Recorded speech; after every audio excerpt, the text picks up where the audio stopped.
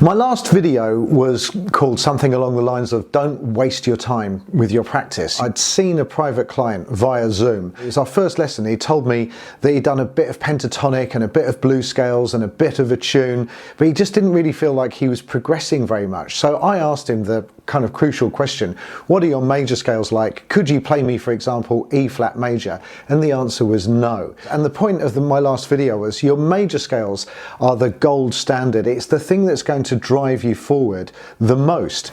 In this video, I'm going to give you some things to practice that are going to guarantee you get some growth. You're going to be practicing your major scale in a really cool way, by the way, which is fun. Major scale pattern and the chord tones of a major scale, and you're going to practice your minor scale and a pattern in your minor scale and the minor scale chord tones, and I'm going to show you how to do some cool improvisation over that. You're going to get, completely free of charge, a PDF where I've written down everything that we're going to do in this video. Not only that, I'm using this fabulous backing track, because the way that I like to practice, and also practice with my clients, is that if you put things to a backing track, it kind of brings things to life. It brings context to what you're playing, and also it makes you a bit more disciplined and aware of timing as well, so everything comes together in a much more musical way. Now, I'm using the superb app SessionBand Soul Jazz Funk Volume 3, and I strongly recommend that you go out and buy this. It's not expensive. It's got hundreds of tracks that you can manipulate: major, minor, dominant, seventh, almost virtually infinite ways that you can change these to suit what it is that you're practicing on. But what I've done is I've contacted SessionBand and asked them if it would be all right if I make a downloadable MP3 of what we're working on today. And they said yes, so isn't that nice? The only thing that I would ask is, please, would you subscribe to my channel, because that really helps the algorithm, which quite frankly I don't understand, but it really helps if I get more subscribers. And if I get much more subscribers, then it pushes my channel out, which makes the channel more healthy, and then I can make more free content. So please, would you subscribe? I'd really appreciate it. And this is for tenor saxophone.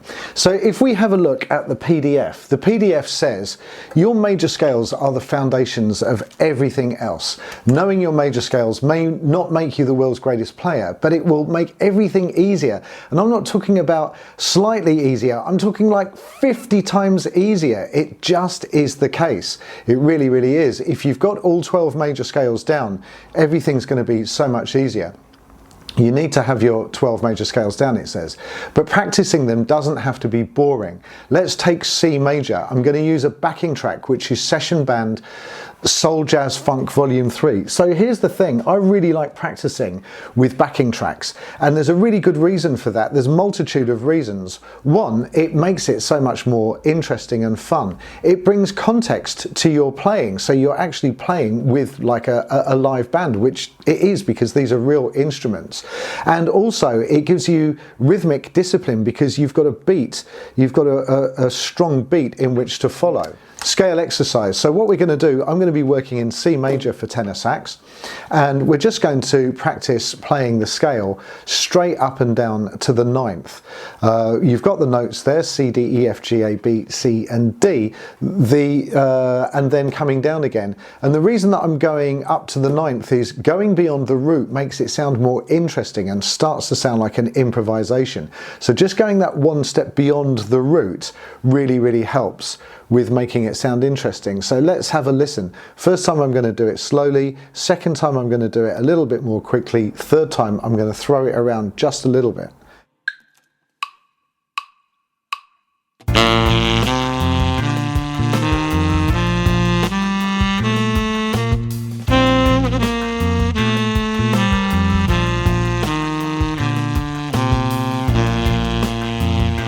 A bit more quickly.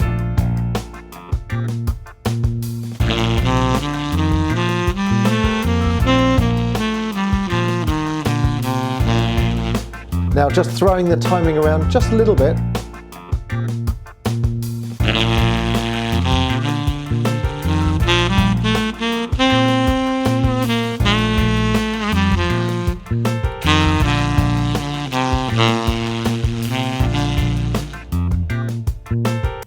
And already that starts to sound really nice, and I would massively encourage you to do this. Now on C major it's reasonably straightforward, but the question that you want to ask yourself is, can you do it on D flat major or E flat major or A flat major?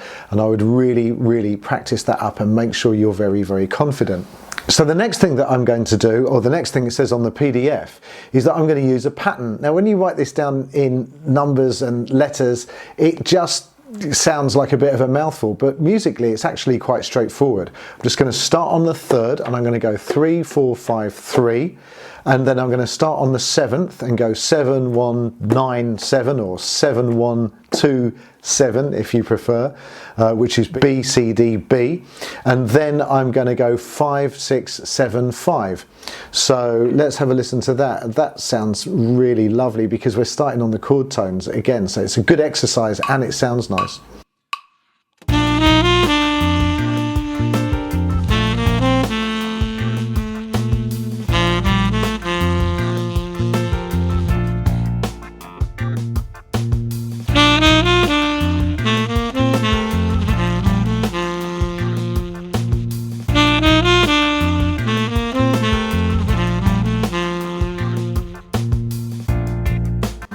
So this is a really good thing to practice because you can use this in improvisation. It's getting you moving around the scale in a different way. It's getting you to hit the chord tones and get used to starting phrases on the chord tones. There's no downside that I could possibly see. The next thing that I would practice is make sure that you can hit the root, the third, the fifth, the seventh and the ninth. And the first time, let's have a look, I'll do that straight up and down, making sure you feel comfortable with it. And then once you feel comfortable with it, you can have a little bit of a jam on the chord tones. And it says practicing in this way with the backing track helps your brain connect the scales to real musical function. So your brain isn't going, this is so boring, just going up and down the scale. It's really interesting and it's fun. So here's the chord tones, root 3, 5, 7 and 9.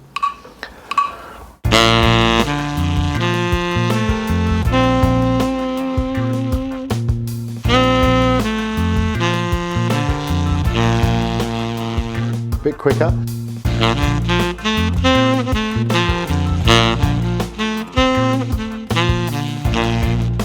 If I have a little jam with those,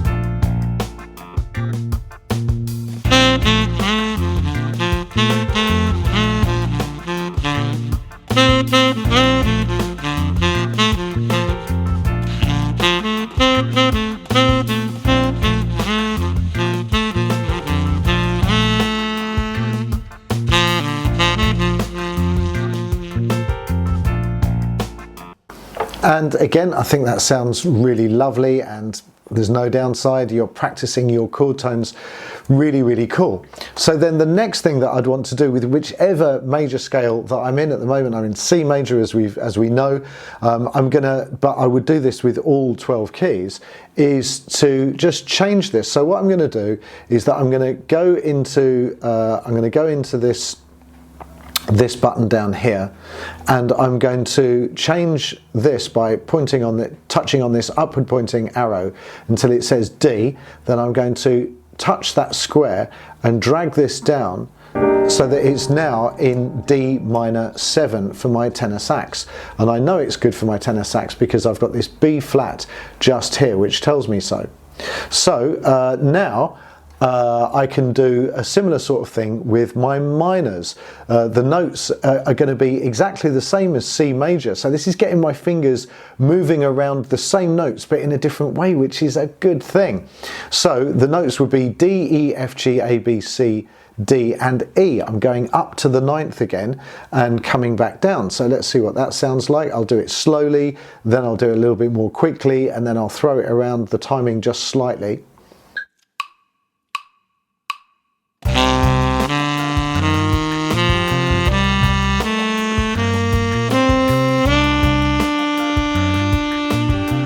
Coming down from there.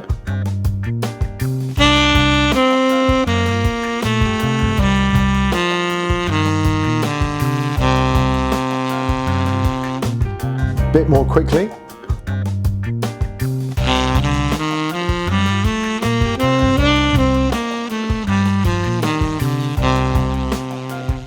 Now if I throw the timing around a bit, just a little bit,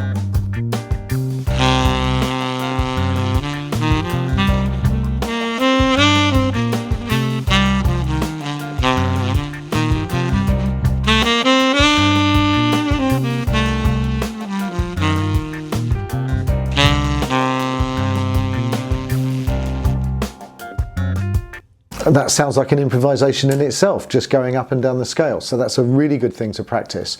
And then I've got a pattern exercise which is very similar to what we were doing in the major scale, and this is going to be, it's actually, I'm starting on the 9th, so I'm going 9, 10, 11, 9, so E, F, G, E, and then I'm starting on the 7th and doing the same kind of thing, which would be C, D, E, C, and then I'm starting on the 5th, which is 5, 6, 7 and 5, so I'm going A, B, C and A. And again, when you explain this in words and letters, it just sounds awful, but when you listen to it, it's really quite straightforward.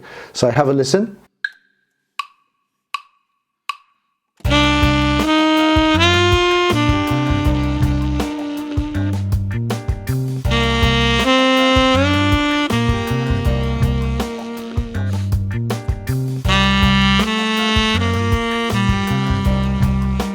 Bit more quickly.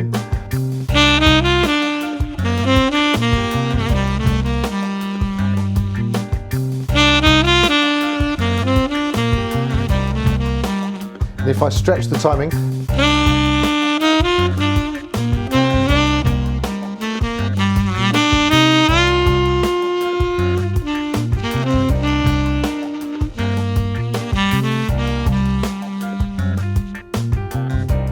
it's such a simple thing, but can you hear how lovely that sounds? So then the last, and how useful that could be if you use that in improvisation.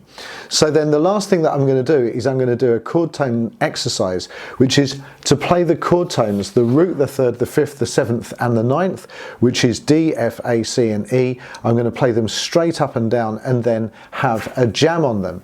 And then what it says is practicing both majors and minors in multiple keys will start to build confidence and dexterity. And you can start with keys that you're comfortable with, like C major and D minor, and then perhaps add D major and E minor, and then add G major and A minor, and so on and so forth, and then start adding more of the challenging keys. So here we go with the chord tones, root 3, 5, 7 and 9.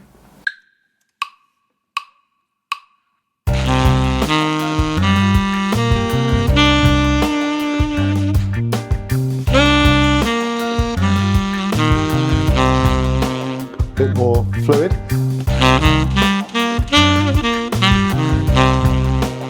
Now if I throw that around,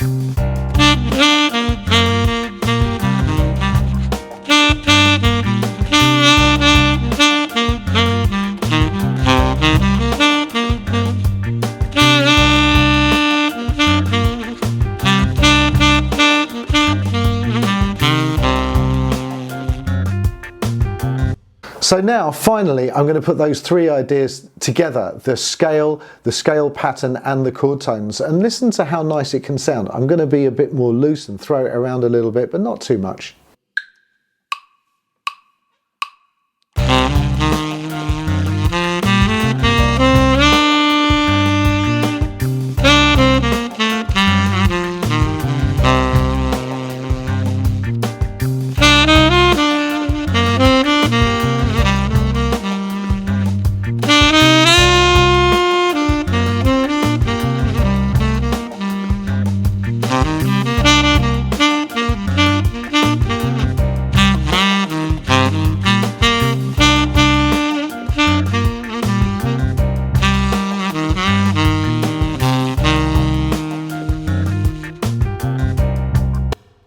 And you know, at the risk of making people tease me, you know, it sounds lovely. That sounds so nice. Now, can you imagine if you were able to do that in every key or lots of different keys? Imagine how robust you would be. I promise you, you would find it easier to play melodies. You would find it easy to jam at jam sessions. If you're in a band and you wanted to do solos, it would make it easier. If you want to learn tunes, it's just going to make everything, it's not going to make it slightly easier. It's going to make it like 50 times easier. It really is. So you should definitely go forth and practice like this.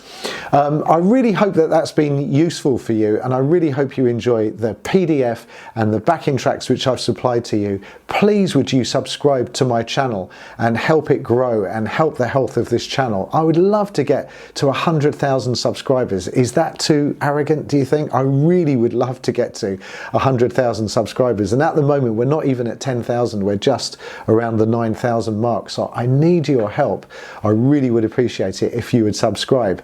Also, if you've got any feedback about my channel, my website, saxmadesimple.com, my YouTube channel, send me an email at linden@saxmadesimple.com, and I would love to hear your thoughts about what I'm doing here. Is it useful, what you'd like to see, and all of that good stuff. Right, I better go. I've got lots to do. I really hope you found that useful. Thank you so much for coming, and I'll see you in the next video. Take care. Bye-bye.